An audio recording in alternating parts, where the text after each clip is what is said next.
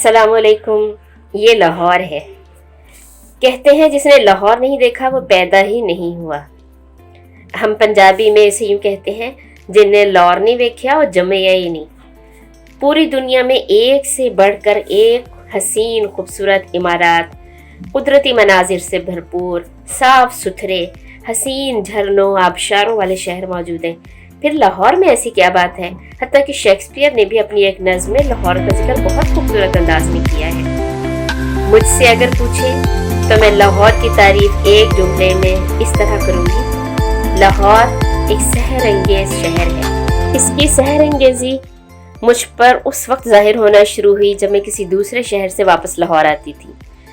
तो मुझे ऐसा लगता था कि लाहौर की सड़कें, यहाँ के दरख्त, यहाँ की हवाएं मुझे अपनी तरफ खींच रही हैं, मुझे वेलकम कह रही हैं, मुझसे गले मिल रही हैं। उस वक्त मुझे अंदाज़ा हुआ कि ज़ाहिर खूबसूरती तो हर जगह हर एक में होती है, मगर कशिश किसी किसी में होती है। लाहौर में यकीनन वही कशिश है। ये जदीद और कदीम हसीन तहजीबों और इमारतों का खूबसूरत संगम, खूबसूरत इम्तिजाज है।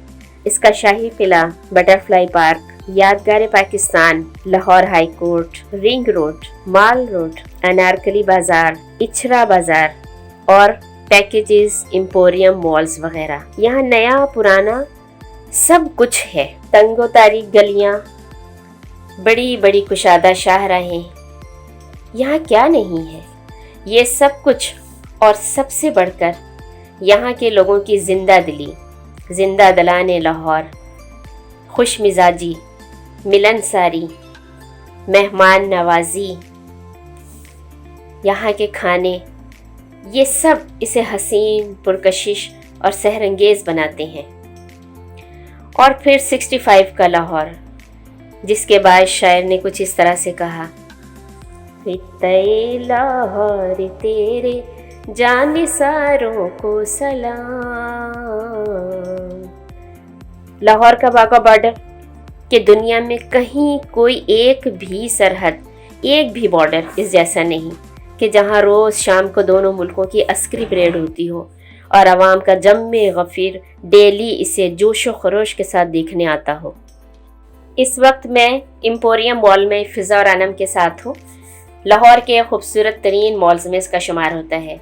इंटरनेशनल स्टैंडर्ड का मॉल है। ख़ास बात कि यहाँ डिसिप्लिन यानी नज़्म ज़ब्त वगैरह और सफाई का बेहद ख्याल रखा जाता है। आजकल कोरोना की वजह से रश बहुत कम है। SOPs की यहाँ सख्ती से पाबंदी की और करवाई जाती है। लाहौर से बाहर से भी लोग इसे विज़िट करने आते हैं। आप आज इसका एक छोटा सा विज़िट करें। साथ ही अगर आपने मेरे चैनल को सब्सक्राइब नहीं किया हुआ तो अभी सब्सक्राइब कर लें और देखते हैं एम्पोरियम मॉल। खाने पीने की शॉप्स, छोटे रेस्टोरेंट्स और फ्रेंचाइज यहाँ बहुत हैं, मगर SOPs की वजह से आजकल यहाँ बैठकर खाने का एरिया बिल्कुल बंद है। खाना लें और कहीं भी साफ़ सुथरे फर्श पर बैठकर खाना खाएं बगैर उसको गंदा किए हुए, जैसा कि ये दोनों खा रही हैं। We love books। हम लोगों ने लास्ट ईयर ली थी और वो घर में रख देते हैं। और हमने लास्ट ईयर जो ली थी है ना कलेक्ट करने का 40 Rules of Love। हाँ, वो मैंने अपनी बहन को दे दी।